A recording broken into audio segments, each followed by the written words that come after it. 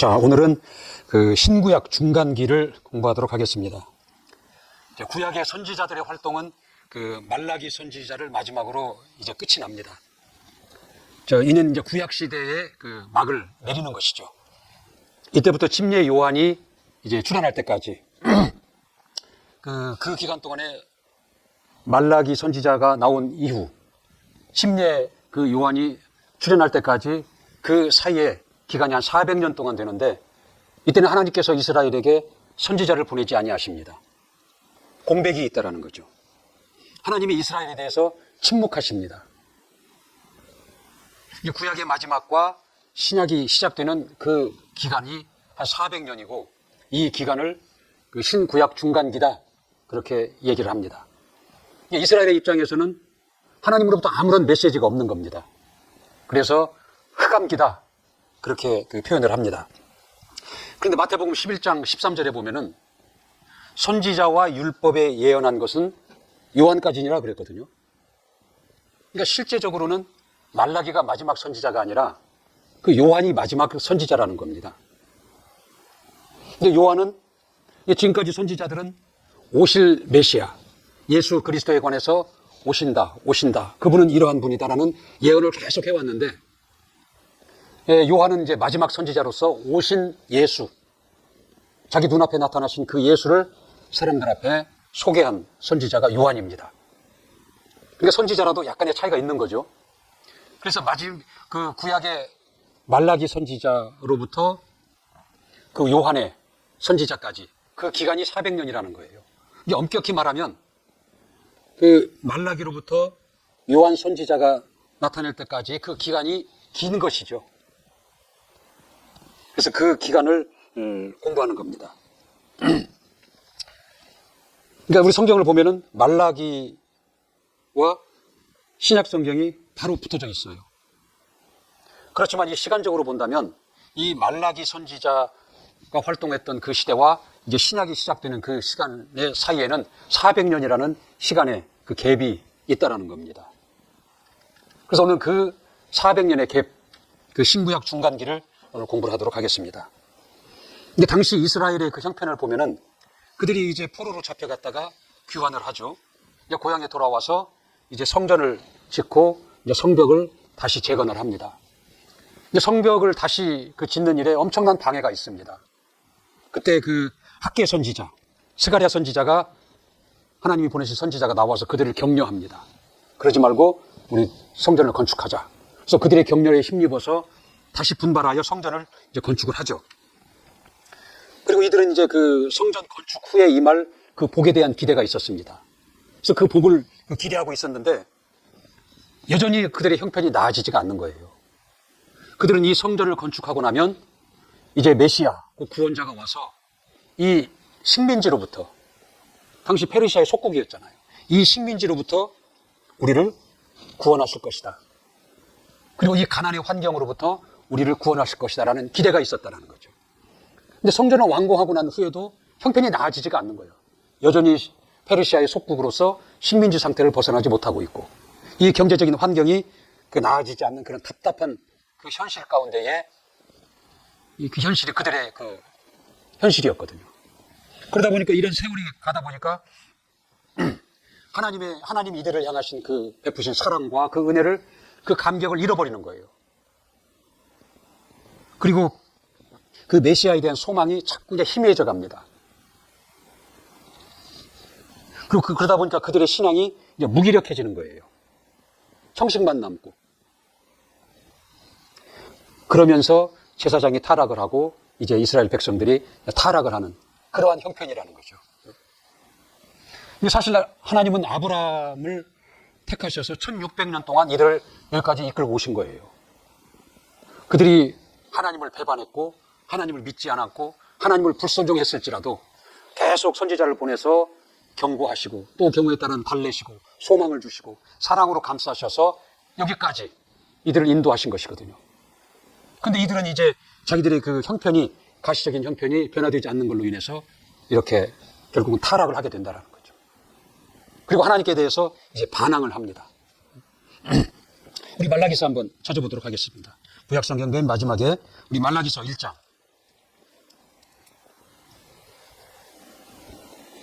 말라기서 1장 2절 한번 읽어볼까요? 시작. 여호와께서 가라사대 내가 너희를 사랑하였노라 하나 너희는 이르기를 주께서 어떻게 우리를 사랑하셨나이까 하는도다.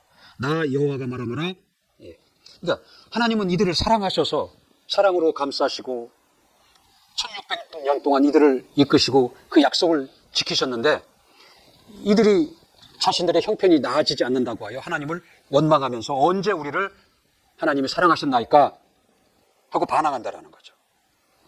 그 말라기서 1장 그 6절에 보면은 내 이름을 멸시하는 제사장들아 나 만군의 여호와가 너에게 이르기를 아들은 그 아비를 종은 그 주인을 공경하나니 내가 아비일진데 나를 공경함이 어디 있느냐 내가 주인일진데 나를 두려워함이 어디 있느냐 하나 너희는 이르기를 우리가 어떻게 주의 이름을 멸시하였나이까 이렇게 반문하거든요. 언제 우리가 주의 이름을 멸시했습니까? 언제 하나님이 우리를 사랑하셨습니까? 말라기서 3장 8절 한번 보세요. 3장 8절 사람이 어찌 하나님의 것을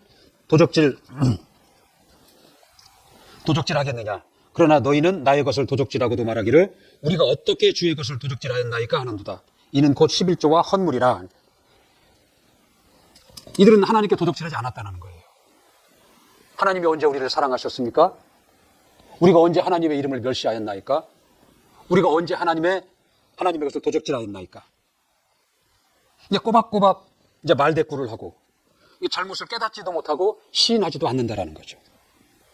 하나님은 결국 이들에게 문을 닫아버리십니다. 더 이상 대화를 포기하신다라는 거죠. 더 이상 선지자를 그들에게 보내지 아니하신다라는 거죠. 근데 하나님은 이스라엘과 이제는 문을 닫으신 거예요. 그리고 그 문을 닫으신 이후에 그 기록이 없습니다. 성경에도. 그러니까 말라기가 끝나면 바로 그냥 신약으로 넘어간다라는 거죠. 근데 성경에는 기록이 없었지만 그 400년이라는 기간 동안은 수많은 이스라엘을 둘러싼 그 역사적인 일들이 일어났다라는 거죠. 구약의 마지막 그 말라기 선지자 때는 그 페르시아가 그 이스라엘을 지배하고 있었어요. 페르시아의 속국이었다라는 거죠. 근데 신약으로 딱 넘어가면 로마 시대가 나옵니다. 400년이 흘러버린 것이다라는 거죠. 그 지역에 이스라엘을 중심으로 한 그 지역의 판세를 보면 그 사이에 400년 사이에 페르시아에서 그리스로 넘어갑니다. 패권이. 그리스에서 로마로 넘어간다는 거죠. 그 안에 수많은 역사적인 사건들이 있다는 거예요. 그러면 왜 이 400년의 공백이 필요하냐는 거죠. 이게 말라기 선지자를 마지막으로 하고 다음 바로 예수 그리스도가 오셔도 되는데 왜 이 400년이라는 공백을 거친 후에 예수 그리스도께서 오셨냐라는 거죠. 이 400년이라는 그 공간이 그 시간의 갭이 왜 있어야 되냐라는 거죠. 그러니까 이 기간은 그 무의미한 기간이 아니에요. 하나님의 그 계획 안에 있는 것이다라는 거죠. 이제 갈라디아서 4장 4절에 보면은 때가 참에 하나님의 때가 찼다라는 거예요. 때가 참에 하나님의 그 아들을 보내사 여자에게서 나게 하시고 그랬어요. 때가 참에 그 아들을 보내사 여자에게 나게 하시고 이게 말라기 선지자를 마지막으로 하고 바로 이어서 예수 그리스도가 오셔도 되지만 하나님의 때가 있다라는 거죠. 그래서 그 때가 그 400년 후라는 거예요. 그래서 그 때가 참에 아들을 보내서 여자에게서 나게 하셨다는 겁니다. 그래서 이 400년이라는 그 기간은 왜 필요하냐면은 당시 그 유대인들이 믿는 유대교라는 것은 그 이스라엘에 한정된 종교였어요. 다른 이방 사람들은 믿지 않는 그들에게만 해당되는 한정된 종교였다는 거죠. 근데 오늘날 기독교는 이게 세계적인 종교가 되는 겁니다. 그래서 유대교를 뛰어넘어서 세계적인 그 종교가 되게 하기 위한 그 기초 작업을 하는 기간이었어요. 그리고 예수께서 오심으로 드디어 이제 복음이 이 땅에 들려왔다라는 거죠. 그래서 그 복음이 이스라엘을 뛰어넘어서 전 세계에 그 전파되게 하는 데에 그 효율적인 여러 가지 기반 작업을, 기초 작업을 한 기간이 이 그 400년 동안의 그 기간이다라는 거죠. 그리고 이 400년이라는 기간은 이제 신약 성경의 그 모든 그 환경과 배경을 이루는 기간이 이 400년이에요. 그래서 구약을 보다가 신약으로 넘어가면 구약에 등장하지 않던 그 성경 어디에도 기록되어 있지 않는 환경들이 나타나거든요. 그것이 이 기간 동안에 이루어진 환경들이고 여건들이었다는 거죠. 예를 들면 신약 성경에 들어오면 회당이라는 것이 나와요. 그리고 서기관, 바리새인, 사두개인 이런 얘기들 나오거든요. 그건 구약에도 나오지 않는 얘기고 신약 성경에도 어디에도 설명이 되지 않는 얘기다라는 거죠. 근데 이런 것들이 다 이 중간기에 등장을 했다라는 거죠. 그러니까 사두개인이라는 건 뭐냐면 사두개인 돈이 많은 자들이에요. 당시에 부유층에 속한 자들이었다라는 거죠. 그래서 그들은 부활이 없다라고 주장하는 자들이에요.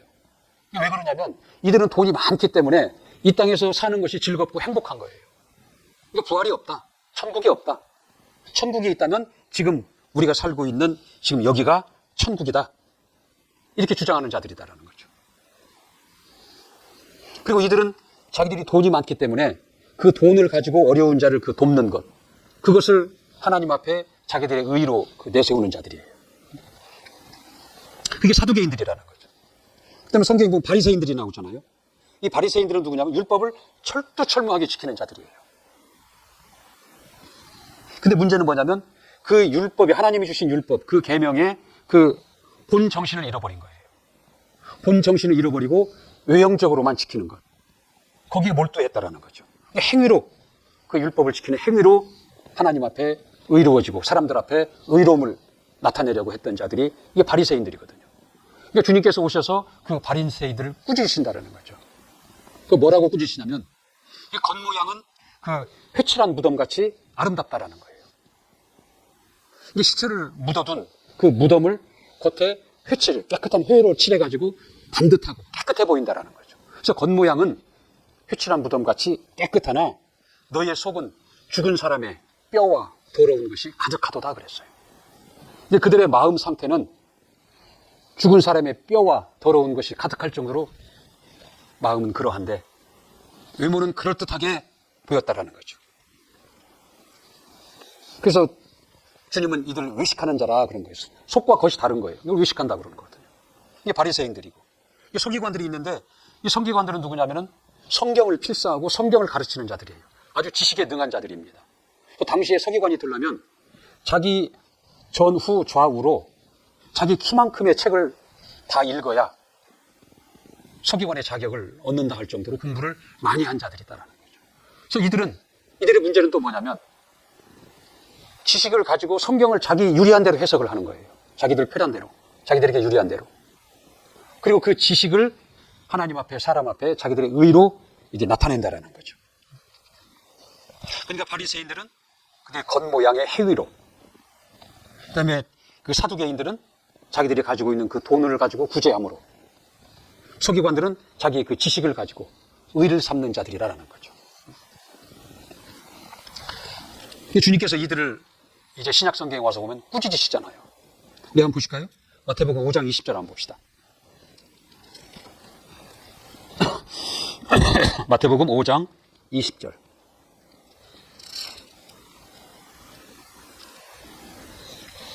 시작. 내가 너희에게 이르노니 너희 의가 서기관과 바리새인보다 더 낫지 못하면 결단코 천국에 들어가지 못하리라 그랬거든요.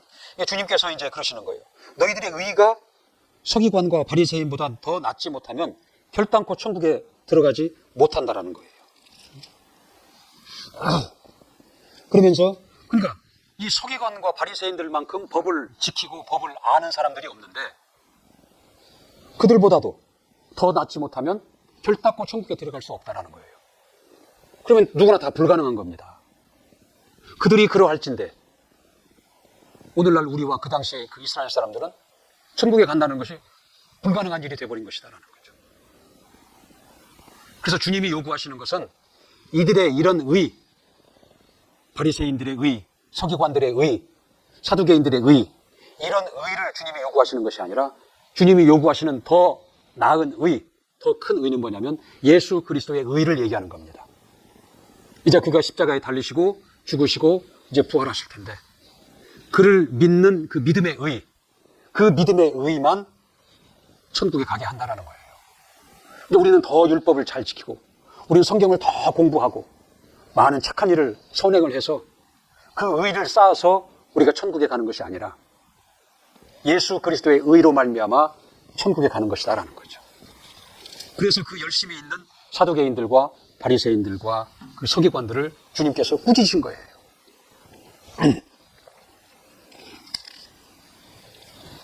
이처럼 이런 그 신약 성경에는 나오지만 구약 성경에 등장하지 않았던 인물들이라든가 사건들이라든가 시대적 배경이라든가 역사적인 사건, 일이라든가 이런 것들은 이 신구약 그 중간 시대에 만들어졌고 일어났고 기반이 이 기초가 다져진 것들이라는 거죠. 근데 이 기간 동안에 그 예수께서 이제 오셔서 곧 복음을 가지고 오셔서 그 복음을 그 전파하는 일에 그 준비된 일들을 우리가 살펴보면 그 회당이라는 거, 이 회당이 그 중에 그 한 가지입니다. 이게 주님으로 이게 솔로몬 그 왕 때까지는 이스라엘이 통일 왕국이었다면 하나로 통일이 되어 있었어요. 근데 그 아들 그 르호보암 때에 나라가 둘로 쪼개지잖아요. 북이스라엘과 남유다로 쪼개져요. 그래서 북이스라엘은 그 아수르에게 망하고 남 그 유다는 바벨론에게 망한다라는 거죠. 그리고 뿔뿔이 흩어지고 이제 포로로 잡혀간다라는 거죠. 그 잡혀가고 포로로 잡혀간 그때에 그 유대 민족들이 간 곳에 그 곳곳에 그 세운 것이 그게 회당입니다. 근데 회당은 그들의 그 생활의 그 중심체 역할을 한 거예요. 그러니까 평소에는 교육 장소로 활용을 하고, 그다음에 그들이 지키는 안식일에는 거기서 예배를 했다라는 거죠. 그리고 마치 마을 회관과 같이 거기 유대인들이 모여서 교제를 하고, 그러한 것이 회당이었거든요. 그러니까 당시 그 성인 남자 10명이면은 회당 하나를 세울 수 있는 그 자격이 된다라고 그랬다고 그래요. 그러니까 그 이스라엘이 포로로 잡혀가서 그 지역에 다 흩어지면서 수많은 그 회당들이 세워진 거예요. 그래서 이 회당들은 나중에 이 복음을 전파하는 데 아주 중요한 기지 역할을 한다라는 거죠. 그래서 신약 성경에 보면은 회당장 이야기가 나오잖아요. 그리고 그 바울이 안식일에 그 회당에서 강론한 이야기도 나오잖아요. 이 기간 동안에 회당이 그렇게 만들어졌다라는 거죠. 그리고 그 회당뿐만이 아니라 언어의 통일이 있었다라는 거죠. 이게 페르시아를 거쳐 이제 그리스 시대, 이제 그리스가 통일을 하고 그리스 그 알렉산더 그 왕이 언어를 통일한다는 거죠. 이게 효과적인 이 복음을 전파하기 위해서 이 언어를 통일시키는 것만큼 중요한 것은 없거든요. 이게 언어가 통일이 되지 않으면 이방 나라에 가서 이 복음을 전파하려면 일단 언어를 배워야 된다는 거죠. 그리고 그들에게 글이 없으면 글을 가르쳐야 되고 이 성경을 번역을 해야 된다는 거죠. 이게 오늘날에도 힘든 일인데 그 당시에 그게 얼마나 힘든 일이었겠느냐는 거죠. 근데 그 알렉산더 왕이 그 지역의 언어를 통일을 시켜놓은 거예요. 그게 헬라어거든요. 헬라어가 공용어가 된 거예요. 그 언어가 얼마나 중요했는가, 복음 전파에 얼마나 중요했는가를 보면 그 당시에 이 복음이 전파된 곳, 이 복음이 전파된 곳과 이 헬라어를 공용으로 쓴 지역이 일치한다라는 거예요. 이처럼 복음과 이 언어라는 것은 굉장히 중요한 것이다라는 거죠. 그러니까 하나님의 복음, 예수 그리스도가 오기 전에 사전에 이 정지 작업을 이렇게 이 언어에 대한 통일을 해 놓으신 것이다라는 거죠. 그 다음에 또 중요한 게 뭐냐면 이 성경이 헬라어로 번역이 됐다라는 거죠. 헬라어가 공용 언어가 되고 이 히브리어로 되어 있는. 근데 이스라엘 민족들만, 히브리 민족들만 볼 수 있는 성경. 이 히브리 민족들도 바리새인과 서기관들과 같이 공부한 자들만 볼 수 있는 이 성경, 히브리어로 된 성경을 공용어인 헬라어로 번역을 했다라는 거죠. 그래서 이방인도 이 성경을 볼 수 있는 기회가 생긴 거예요. 히브리 사람들도 그 헬라어를 배움으로 인해서 성경을 접할 수 있는 기회가 생긴 것이다라는 거죠. 그래서 이 성경을, 이 번역본을 70인 역이다 그렇게 얘기를 합니다. 성경을 볼 때 70인 역이다. 근데 왜 70인 역이냐면 이스라엘의 12지파에서 6명씩을 차출한 거예요. 그럼 72명이 됩니다. 근데 이스라엘 사람들의 습관 중에 뭐냐면 이 끝단위를 잘라버리는 습관이 있어요. 이 72명인데 이는 잘라버리고 70명이 번역했다. 70인역이다. 이렇게 이름을 했다라는 거죠. 이 70인역이라는 성경이 이때 만들어진 거예요. 그래서 이 구약 성경을 이제는 이방인도 쉽게 접할 수 있게 되었고, 히브리 민족 중에서도 지식인이 아닌 자들도 이 성경을 접할 수 있는 기회가 됐다라는 거죠. 그 다음에 이 로마의 그 법제도를 빼놓을 수가 없는 거예요. 이게 로마가 이제 페르시아를 거쳐서 그리스를 거쳐서 로마가 이제 그 지역을 평정합니다. 로마는 여러 지역을 다스리려다 보니까 그 공평한 법이 있어야 된다는 거죠. 여기서 저기서 각각 룰이 다른 게 아니라 한 공평한 법을 가지고 여러 지역을 다스렸다는 거죠. 효율적으로. 그래서 로마의 법은 아주 유명합니다. 오늘날 근대법도 이 로마의 법에서 그 기초했다라고 이렇게 얘기를 합니다. 예수님이 십자가형을 당한 것도 로마 법에 따른 거예요. 히브리인들의 법이라는 것은 석형, 돌석자. 잘못하면 돌로 쳐 죽이는 거거든요. 근데 로마의 이 형벌이 이 십자가형이라는 것이죠. 그러니까 예수께서 만약에 이 로마의 이 십자가형이라는 법이 제정되지 않았다면 예수는 돌로 맞아 죽어야 된다는 거죠. 그러면 앞전에 수백 년 전에 앞에 나온 선지자들이 그 메시아 예수 그리스도에 관해서 예언할 때 뭐라고 그랬어요? 나무에 달려서 우리를 구원하신다라고 이렇게 예언을 했습니다. 그거 안 맞아도 들어가는 거죠. 근데 이 로마의 법이 제정됨으로 인해서 그 예언이 이루어지도록 한다는 거죠. 이 로마의 그 법이 이 정비가 된 것도 이 성경이 응하게 하는 하나의 그 정지 작업이었다라는 거죠. 근데 당시에 또 로마의 그 이 도로를 무시할 수 없다라는 거예요. 이제 모든 길은 로마로 통한다 그러잖아요. 이게 로마를 중심으로 로마가 지배했던 모든 식민지국들의 그 도로가 연결이 되어 있게 되다는 거예요. 로마로 다 향하게 되어 있다는 거죠. 이게 본래 목적은 뭐였냐면 각 식민지에서 거둔 세금을 로마 본국으로 쉽게 운반하기 위해서 그 도로를 정비한 겁니다. 그리고 그 오는 과정에 자꾸 약탈자를 만나는 거예요. 그래서 세금이 도둑맞는다라는 거죠. 그래서 중간중간에 수비대를 세웠다고 그래요. 그래서 그 잘 정비된 도로가 있고 중간중간에 있는 그 수비대가 있었다라는 거죠. 근데 이것이 복음 전파에 아주 유용하게 사용이 되었다라는 거예요. 그 도로를 통해서 쉽게 이방 민족으로 접근을 하고 그리고 중간중간에 수비대가 있기 때문에 안전하게 이방 민족까지 나아갈 수 있었다라는 것입니다. 그러니까 이 대표적인 것들을 지금 말씀을 드리는 거예요. 잘 정비된 도로, 법, 그다음에 성경 번역, 언어, 회당 이런 것들이 다 이 그 400년의 공백 기간 안에 그 준비되고 그 예비되었던 것이다라는 거죠. 그러니까 천지 창조로부터 시작해서 이 땅의 그 모든 것들은 다 예수 그리스도와 상관이 있는 것입니다. 그것이 어느 것은 직접적으로 상관이 있고 어느 것은 간접적으로 상관이 있을 뿐이지 다 예수 그리스도로 말미암고 예수 그리스도를 위한 것이다라는 거죠. 우리 이거 많이 들어봤습니다. 우리 골로새서 1장 16절 한번 찾아보겠습니다. 골로새서 1장 16절. 골로새서 1장 16절. 우리 신약성경 296쪽쯤 되겠네요. 아니 326쪽쯤 되겠네요. 시작. 만물이 그에게 창조되되 하늘과 땅에서 보이는 것들과 보이지 않는 것들과 혹은 보좌들이나 주관들이나 정사들이나 권세들이나 만물이 다 그로 말미암고 그를 위하여 창조되었다. 그로 말미암고 그를 위하여 창조되었다. 그가 누구예요? 예수 그리스도예요. 이 예수 그리스도를 위해서 존재한다라는 거예요. 우리 고린도전서 3장 21절 한번 봅시다. 고린도전서 3장 21절.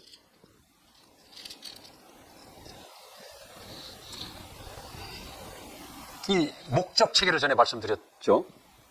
이게 묻히 드러나게 하신 건 뭐예요? 흙을 얻게 하시기 위하다는 거예요. 흙은 왜? 식물과 동물을 얻기 위해서.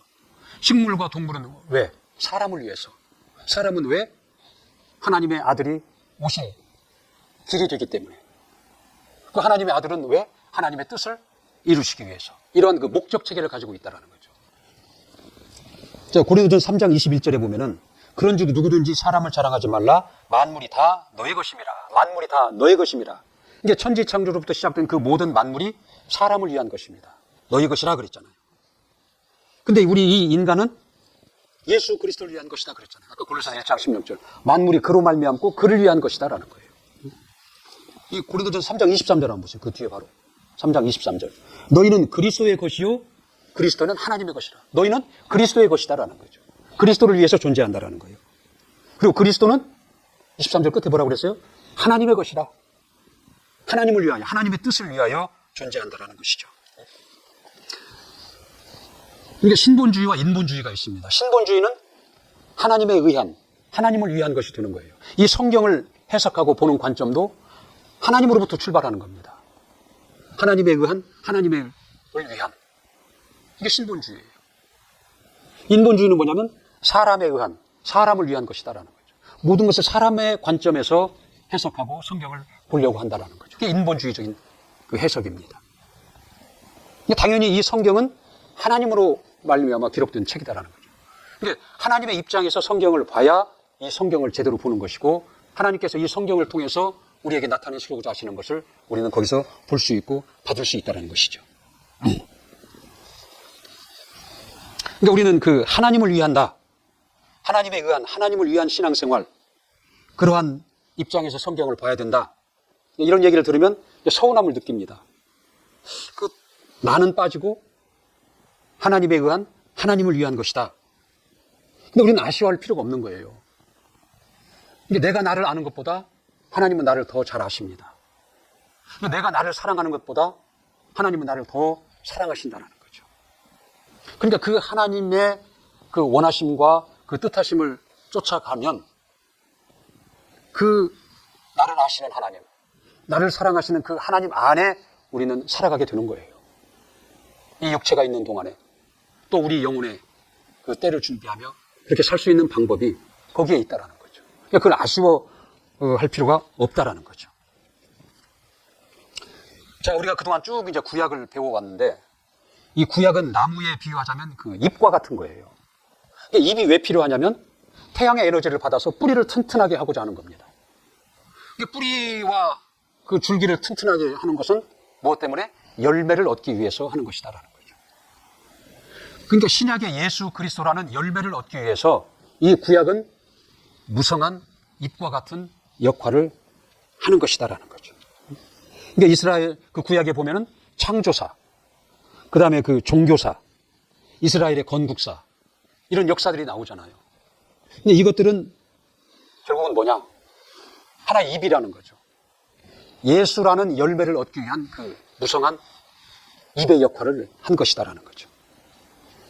이스라엘에게 다른 민족에게는 없는 하나님의 계명을 그들에게 주셔서 율법을 주셔서 그들로 하여금 거룩한 삶을 살게 하신 것도 뭐냐면 그들을 통해서 하나님의 아들 예수 그리스도가 나타나야 되셨기 때문에 그리하셨다라는 거죠. 그러니까 하나님은 이게 400년 동안의 선지자가 나타나지 않고 그 성경에 기록이 없다 해서 하나님의 일이 중단된 것은 아닙니다. 하나님은 이제 그 이스라엘과의 약속을 다 지키셨어요. 그 가나안 땅에 그들을 인도하심으로 인해서 하나님이 하실 일을 다 하셨다라는 거죠. 그리고 이제 하나님은 뭐예요?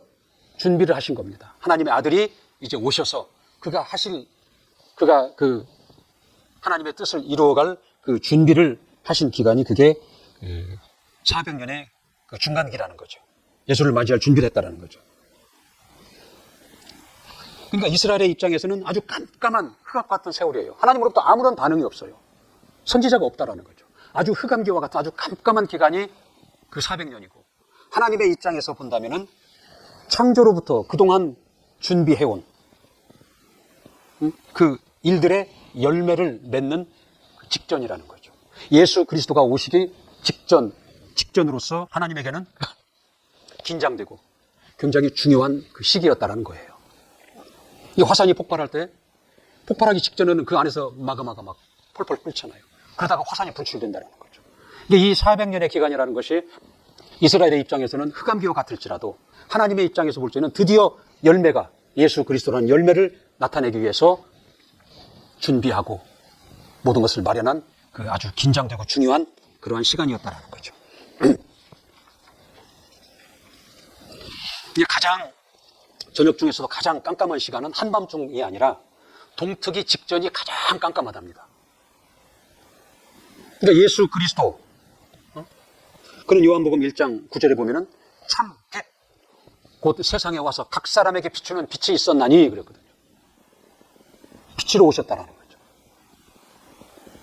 이게 깜깜한 흑암과 같은 그 400년기를 거쳐서 드디어 예수 그리스도가 빛으로 나타나신 것입니다. 그 빛으로 나타나신 예수 그리스도를 맞이하기 위해서 준비한 여러 가지 환경을, 제도를, 그 준비한 기간이 이 신구약 중간기라는 것이죠.